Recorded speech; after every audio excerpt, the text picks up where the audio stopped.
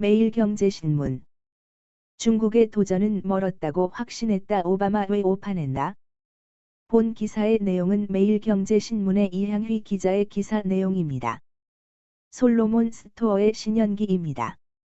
본 내용이 좋다고 생각되시면 구독과 좋아요 눌러주시면 저에게 많은 격려와 힘이 되어 좀 더 좋은 내용으로 보답하겠습니다. 중국의 도전은 멀었다고 확신했다. 오바마 왜 오판했나? 2009년 10월 9일 새벽 6시께 백악관 전화 교환수가 난데없이 잠을 깨웠다. 로버트 깁스가 전화를 걸어왔다. 이 시간에 보좌관이 전화하다니 심장이 철렁했다. 테러 공격이 벌어졌나? 자연재해일까? 깁스가 말했다. 노벨 평화상을 수상하셨습니다. 방금 몇 분 전에 발표됐습니다. 선정 이유는요? 제44대 미국 대통령에 취임한 지 9개월밖에 안 됐는데 노벨상이라니? 버락 오바마는 두 귀를 의심했다. 전화를 끊자 미셸이 물었다. 수상 소식을 전하자 정말 잘 됐다. 자기라고 하더니 돌아누워 다시 잠을 청했다. 미국 최초의 흑인 대통령 버락 오바마의 회고록 약속의 땅, A 프라미스트 랜드, 한국 어판이 지난 28일 국내 출간됐다.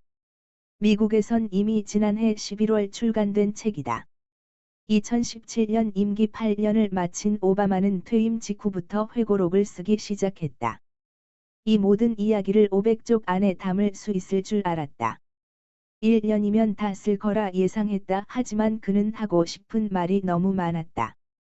결국 탈고하는 데 3년의 시간이 걸렸고 회고록도 분량이 방대해 둘로 쪼개졌다.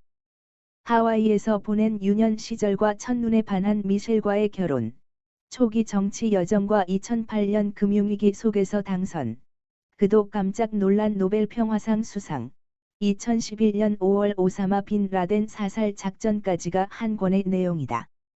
그리스 재정위기를 둘러싼 유럽 정상과의 긴박한 외교 무대, 논란의 오바마케어 등도 담겼다. 모든 것을 상세하게 설명하다 보니 한 권 분량만 900쪽이 넘는다. 두 권은 아직 미국에서도 출간되지 않았다. 오바마는 전직 대통령이기에 앞서 내 아버지로부터의 꿈 담대한 희망을 펴낸 베스트셀러 작가이기도 하다. 변호사 출신인 만큼 논쟁에 강한 동시에 문학적인 묘사도 탁월하다.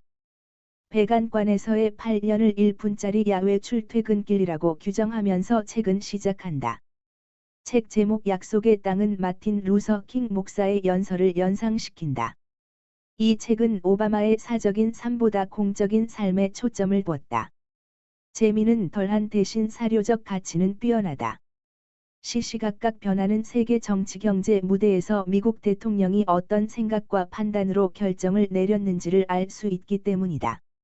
다만 솔직하게 썼다고 하지만 깜짝 놀랄 만한 내밀한 고백은 거의 없다. 또 자기 중심적인 회고록인 속성상 자기 변호 내용이 상당하다는 점을 감안하고 읽어야 한다. 그는 2009년 취임하자마자 정치보다 경제에 집중했다.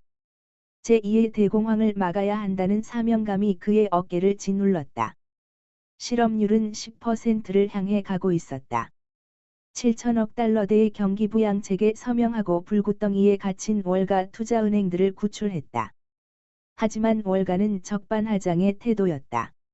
심지어 막대한 공적기금이 투입된 미국 최대 보험사 AIG는 임직원에게 1억 6,500만 달러 보너스 잔치를 벌였다. 미국인들은 분노했다. 왜 금융위기를 촉발한 월가를 단죄하지 않는지? 1년 만에 위기는 수습됐지만 민주당 진영에서도 비판이 쏟아졌다. 미국 경제의 불평등을 해소할 수 있는 천재일호의 기회를 날렸다고. 그는 다시 기회가 주어지더라도 다른 선택을 했을 것 같지는 않다고 말했다. 무릇 위기에 더 취약한 계층은 부자가 아니라 자신의 지지 기반인 일반 서민이라는 이유에서다. 오바마는 중국의 부상에 대해서 미온적으로 대처했다는 비난을 받고 있다. 그는 이렇게 말한다.